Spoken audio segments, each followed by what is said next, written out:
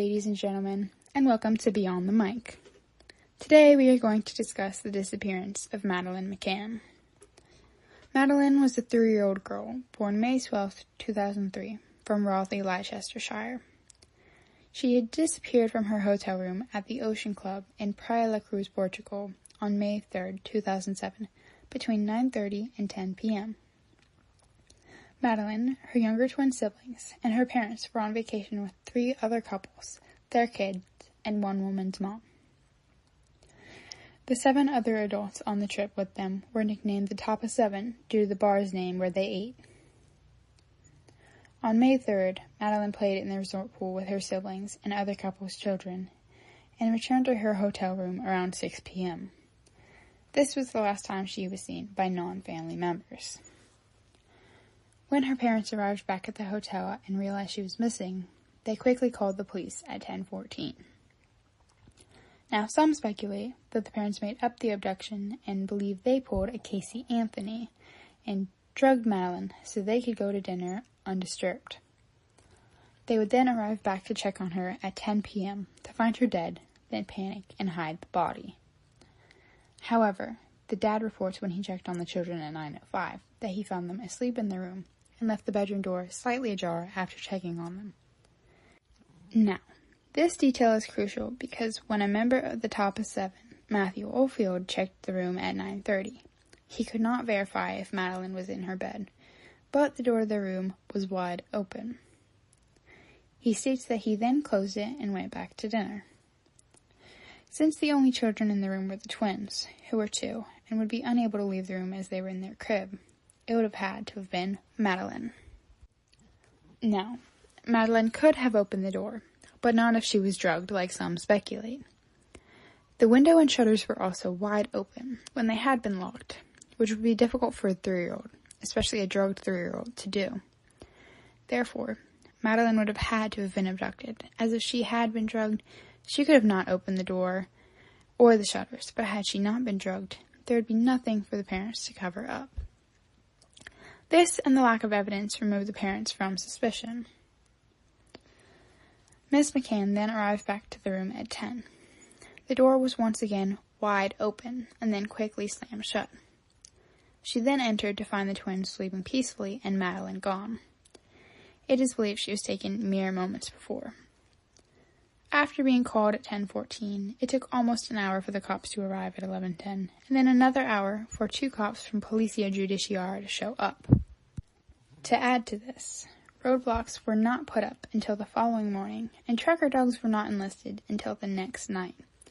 It also took 5 days for a global missing persons report to go out.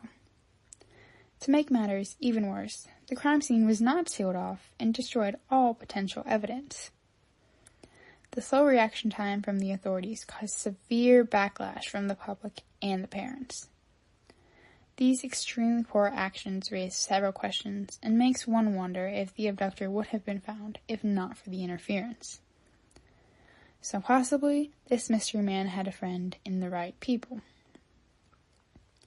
This uproar caused major media attention, such as a televised appeal for information from former British soccer captain David Beckham and Cristiano Ronaldo.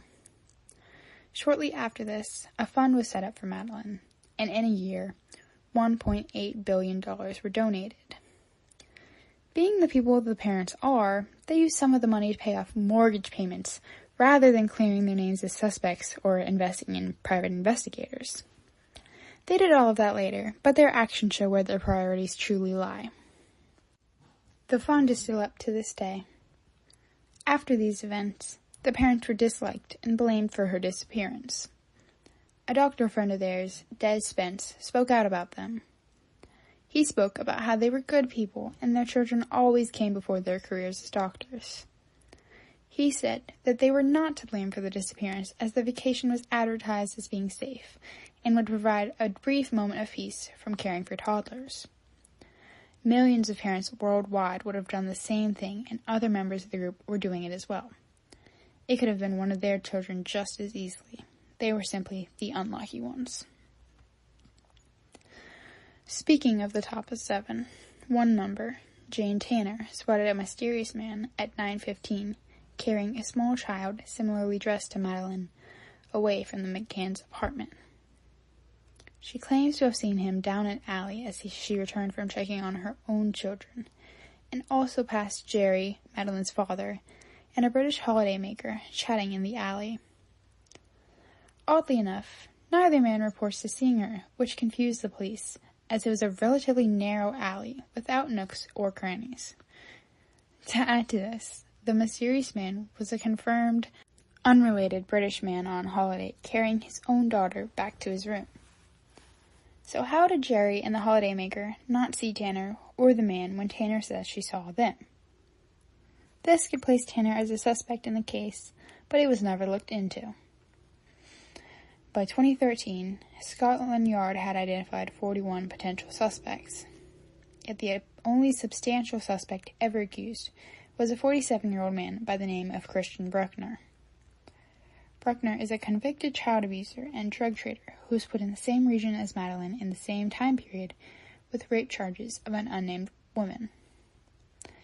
Previous to his trial regarding Madeleine, he had a 7-year sentence from the rape of the same woman, as well as a potential 3 charges of aggravated rape and 2 of sexual assault against children, all falling between 2000 to 2017, and is set to serve until September 2025.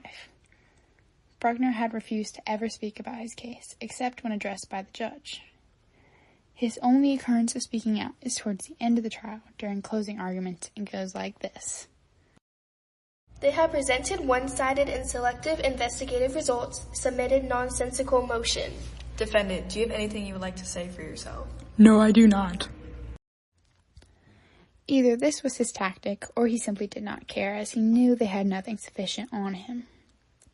Since his charges in 2007, Madeleine's disappearance was revisited in June of 2020, with no avail.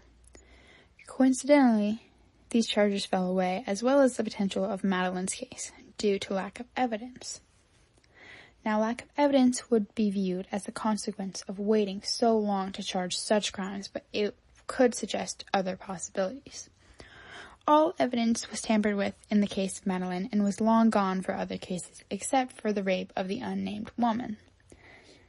Having 2 occurrences at once could simply be too much to cover up all at once, and could have evaded Bruckner's inside man. However, this is very unlikely, considering all charges were relatively spread out geographically. Although Madeleine has not been found, the search for her overturned many other pedophiles in Portugal. A suspected 80 were uncovered, while 75 properties were raided and 150 computers were confiscated. This has helped several families reunite and others find closure at the very least. Madeleine would now be 21 years old. She was a blonde-haired, blue or green-eyed girl with a small brown spot on her left calf and a dark strip on the iris of her right eye. If you have any information regarding Madeleine, please email it to investigation@findmadeleine.com or contact Operation Grange at the Met UK Police.